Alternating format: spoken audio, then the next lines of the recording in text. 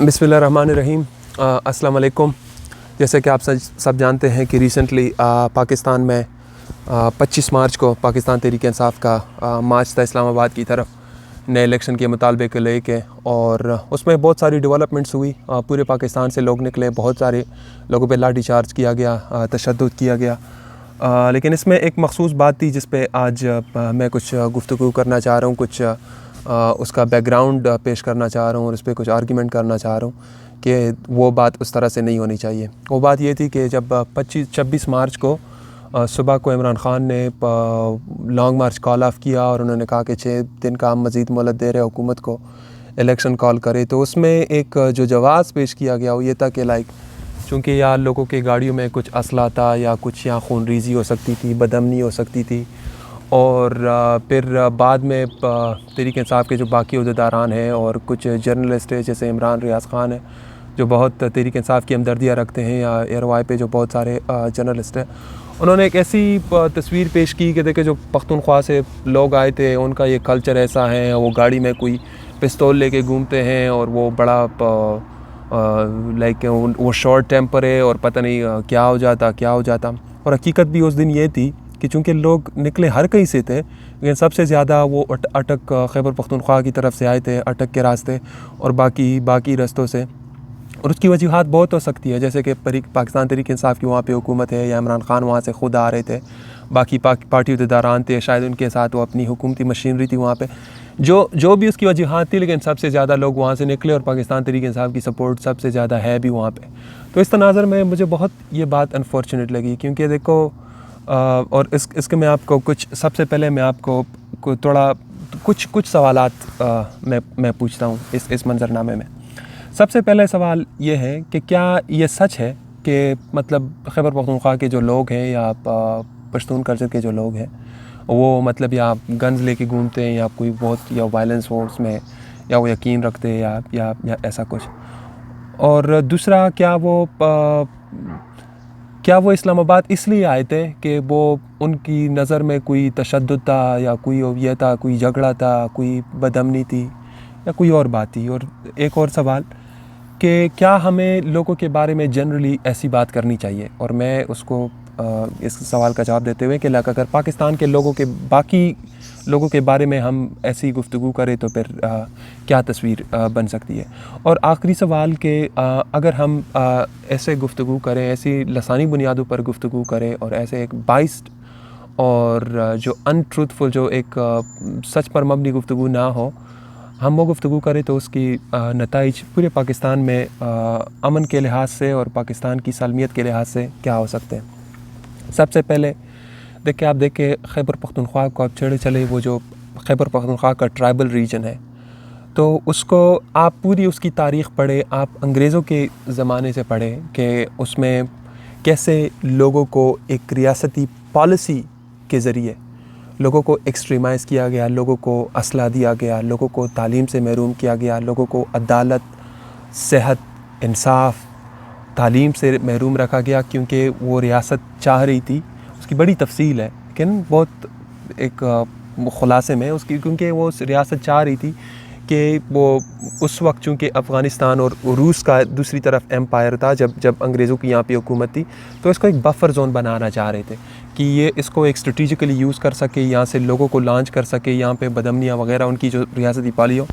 उसको कर सके और आराम से कर सके। तो बाकी जो पूरे एक यूनाइटेड इंडिया की उस वक्त ही वो कानून था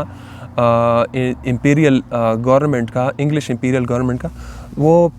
ये ट्राइबल रीजन में अप्लाई नहीं होता था। उन्होंने इसके लिए एक ख़ास कानून बनाया था जिसको कहा जाता था फ्रंटियर्स क्राइम्स रेगुलेशन, और इतना वो काला कानून था जो 2018 तक राइज था, जिसके तहत वहाँ जो पॉलिटिकल असिस्टेंट होता है एक ट्राइबल रीजन में, वो कभी भी किसी को भी जुर्म करने से पहले सिर्फ उसको शुबा पड़ जाए कि कोई जुर्म कर सकता है, वो उसको बंद कर सकता है, वो किसी जुर्म करने वाले के बदले में उसके रिश्तेदार को बंद कर सकता है। ऐसा काला कानून जिसकी नज़ीर दुनिया में नहीं मिलती। उसकी तफसील और उसकी जो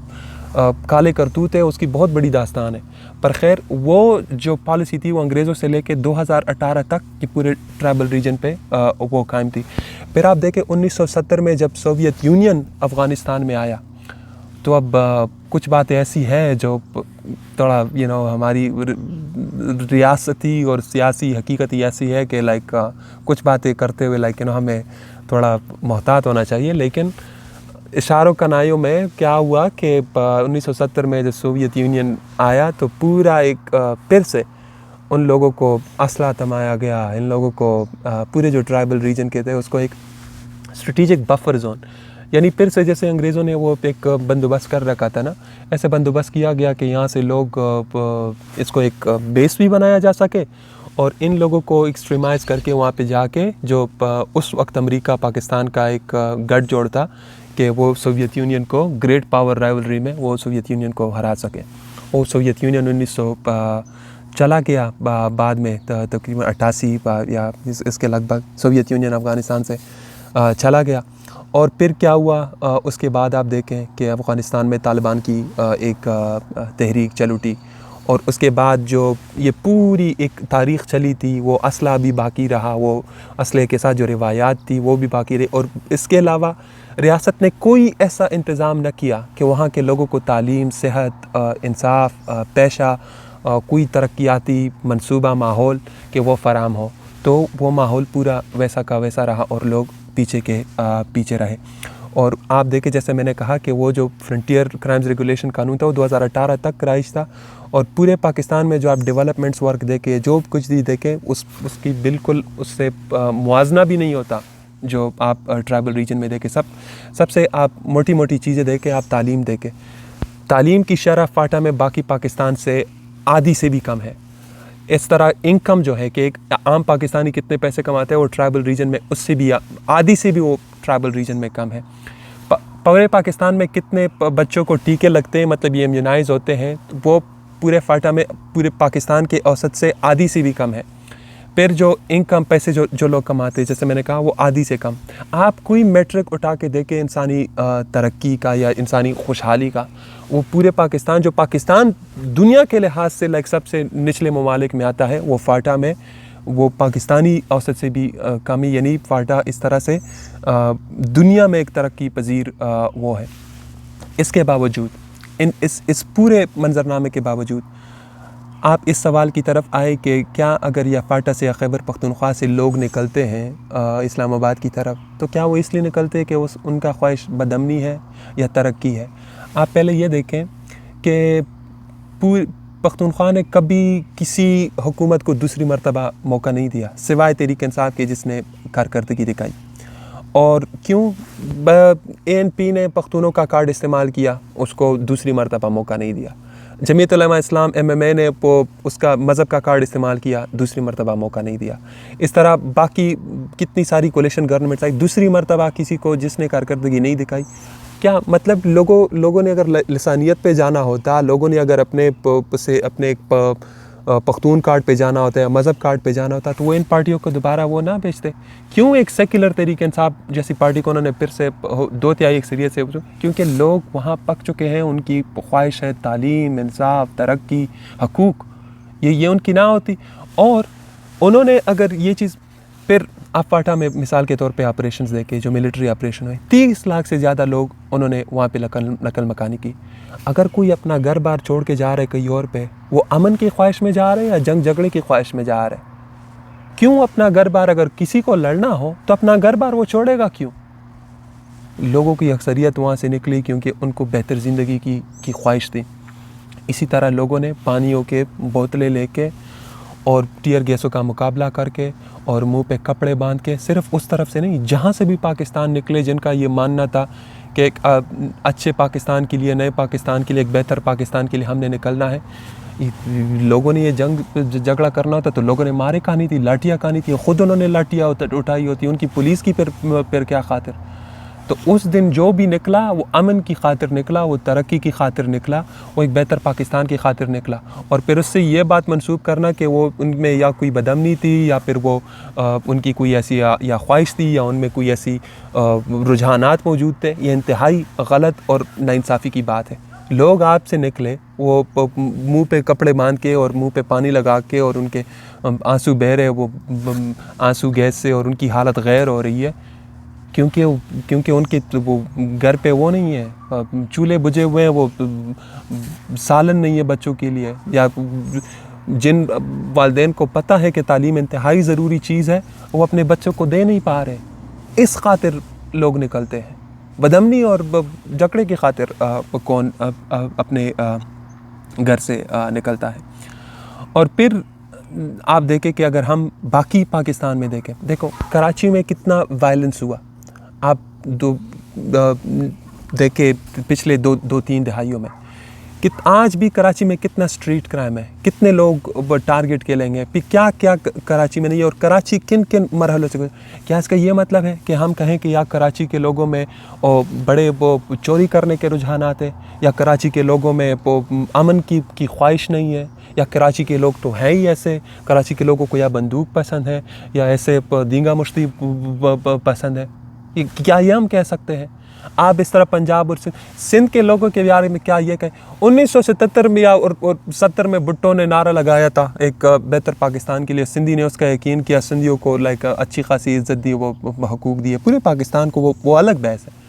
اور سندھی آج بھی پیپلز پارٹی کو وہ دے رہے۔ کیا اس بنا پہ پیپلز پارٹی کو ہم کتنا کرپٹ سمجھتے ہیں، کتنا ہم سمجھتے ہیں کہ انہوں نے کیا مطلب حالت کی ہوئی ہے کراچی کی، باقی سندھ کی،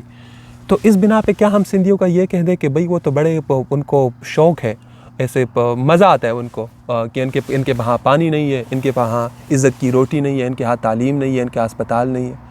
کہ ان کے گورنمنٹ اسپتال اسکولوں میں گائے بھینسیں چر رہی ہے اور ان کے ہسپتالوں میں کتیا بچے دے رہی ہے، اللہ معاف کرے۔ تو کیا ہم یہ کہہ سکتے ہیں؟ اگر راجن پور سے کوئی بڑا وہ گینگ نکلتا ہے جو ڈکیتیاں کرتا ہے روڈ پہ، تو کیا ہم یہ کہیں کہ راجن پور کے لوگ بڑے وہ ہیں؟ فتنہ فساد کہیں سے بھی شروع ہونا، سب سے زیادہ وہاں کے لوگ متاثر ہوتے ہیں۔ تو جہاں بھی بدامنی ہوگی، جہاں پہ بھی کبھی لوگوں کے حقوق سلب کیے جائیں گے، جہاں سے وہ بات شروع ہوگی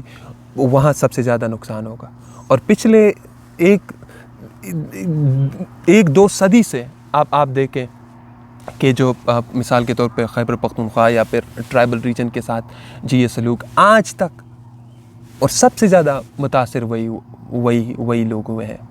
میں صرف یہ کہنا چاہ رہا ہوں کہ ان لوگوں کی وہ خواہش ہے بہتر پاکستان۔ میں اسکول میں گیا فاٹا میں، ہم جب صبح کوئی ہم بچے ہوتے تھے اسکول میں، اور صبح جب ہم پاکستان کا ترانہ پڑھتے تھے تو ہم اتنی تیز سے اتنا گلا پھاڑ کے ہم وہ ترانہ وہ پڑھتے تھے کہ دور دور کے گاؤں میں میلوں دور وہ پاکستان کا نغمہ، پاکستان کا ترانہ وہ سنائی دیتا تھا۔ جس جوش و جذبے میں نے وہاں پہ 14 اگست اور 23 مارچ وہ پاکستان کا دن منایا ہے، میں نے پاکستان میں کہیں نہیں منایا۔ تو یہ توجہ کی ضرورت ہے کہ ان لوگوں کو اسپتال کیسے دینا ہے، ان کو یونیورسٹی دینا ہے۔ کوئی وہاں پہ قابل ذکر نہ یونیورسٹی ہے نہ اسپتال ہے، اسے کوئی وہ ادھر دور کہیں فاٹا میں بیمار ہوتا ہے تو اس کو پشاور مردان آنا پڑتا ہے، کوئی نہ اسپتال ہے نہ تعلیم ہے۔ صرف وہاں کی بات نہیں ہے، جیسے میں نے کراچی کی بات کی، کراچی کو پانی دینا ہے، کراچی کو بہتر پولیس دینی ہے، کراچی کا یہ خیال کرنا ہے کہ وہاں پہ کچرا کیسے صاف کرنا ہے، کچھ بنیادی سہولیات ہے۔ کراچی پورے پاکستان کو کھلاتی ہے، اور خود وہ پانی پینے کو نہیں ہے کراچی میں۔ تو ہم نے کچھ بنیادی وہ باتیں ہیں جو ہم نے ہر کہیں اس کا دھیان کرنا ہے، اور ہم نے بڑے محتاط طریقے سے یہ گفتگو کرنی ہے، کیونکہ آپ ایک طرح سے لسانیت پہ جائیں گے یا دوسری طرف سے پاکستان کو نقصان ہوگا، وہاں کے لوگوں کو نقصان ہوگا۔ اور ہمیشہ سے یہ میرا ماننا رہا ہے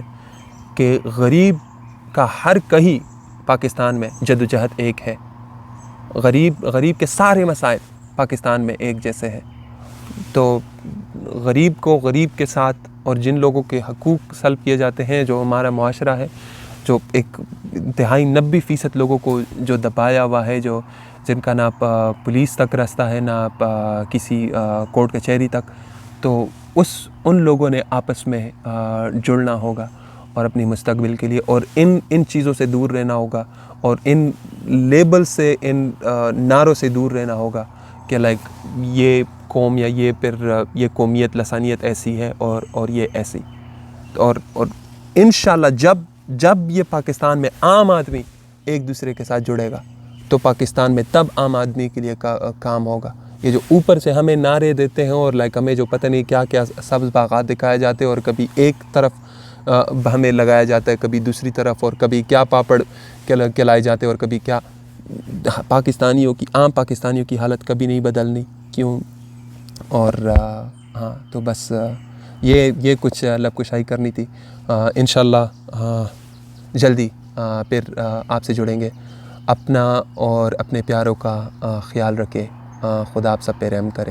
رب رکھا. اللہ حافظ.